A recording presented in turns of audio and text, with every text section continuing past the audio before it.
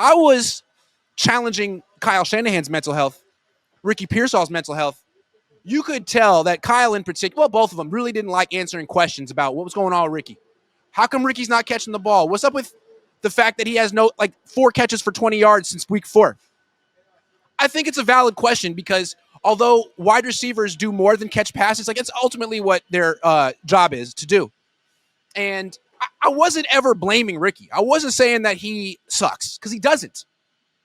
I just wanted to know their explanation, and they didn't really give one, although Kyle Shanahan kind of did a few days ago when he was on an interview with Matt Mayoko. He essentially said, look, man, Ricky's been getting open. I've been calling him plays. It's just that we didn't get on the ball. And when he said we, he meant the quarterback, Brock Purdy. I mean, it's true, right? It tried throwing him to Ricky down the field against Carolina, interception at least once, maybe twice. So they dialed it back with Brock. They were aggressive today because it's the Titans, and it worked out. So I think this is huge. Now, the good thing for Ricky is that it proved that he was never the issue here. The reason he wasn't getting the ball the last few weeks is because the offense, the quarterback, the play caller, who's been so focused on Christian McCaffrey all year. Now Christian McCaffrey had a back injury. They didn't talk much about it, but he clearly wasn't full Christian today, only 1 catch. And so, oh my God, they had to throw the ball to their wide receiver. They got it to him on the first play. They went to him over and over again, and he played well. Do you think Kyle Shanahan did that just to sort of answer me? I do. I think he's a troll, and I think I'm deep in that head.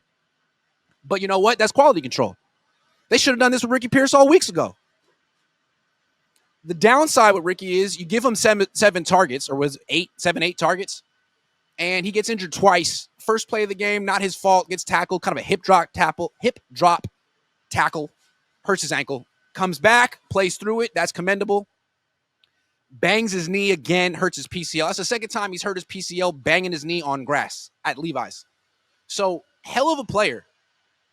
And the main reason the Niners felt like they could get rid of Brandon Aiyuk. But if you use him like a number 1 wide receiver, it seems like he breaks down. Maybe as he gets older, year 3, year 4, he'll get stronger, more durable. But right now, he's a complimentary option, which is fine considering George Kittle is the number 1 guy. George Kittle led the team in targets today. Pearsall was number 2. Jennings was number 3. That's how it should be. That's so good for Ricky. And after the game, it was interesting asking Brock. Everyone, basically, Ricky was the story, and everyone was asking, Ricky, Kyle, Brock, what'd you have to say to Ricky? What'd you think of Ricky's performance and how quiet he had been and how dominant he was today? And Brock's answer was interesting because he kept saying, like, look, Ricky's not the kind of guy who's going to complain in the huddle on the sideline about getting the ball. He's a team guy. He must have said that 2 or 3 times. And when he says it, you think like, okay, right, like every football player is a team guy, right? Well, who got placed on reserve left squad this week? Brandon Aiyuk, is he a team guy? He's a great wide receiver, but I think the Niners think that he's not necessarily a team guy. Juwan Jennings, is he a team guy? Sometimes. We saw him yelling at Kyle Shanahan when they were winning on the sideline when he wasn't getting the ball enough. You don't see that from Ricky, and you see that his teammates appreciate that. Like, he could easily be leading this team in targets and catches, at least when he's healthy. And he's not complaining about it the way Brandon Aiyuk did. Like, Brandon Aiyuk, and we'll talk about him more in a minute, he was complaining what? He was complaining early on in his tenure. Probably privately when he was on the doghouse, and then heading into year 4 before he really broke out, he had that tweet saying that he was the 4th option to run first team. That's essentially what Ricky Pearsall's been.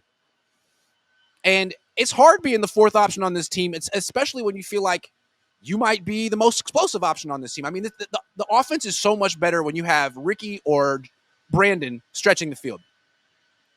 Brandon always was concerned about his own catches, like a typical wide receiver. Maybe Ricky will be like that one day, but I think the reason that his teammates like him so much, the reason why I like him so much, is he really seems down to earth, and he has given me his full blessing to copy his look. Although, really, I think I do it better because I have curly hair and he doesn't, and I'm 37, you know what I'm saying, with a little bit of salt and pepper, which he doesn't have any salt and pepper yet. So, I really, at this point, I feel like he's stealing my look. I feel like, Ricky, it's time to get a new look. I took it.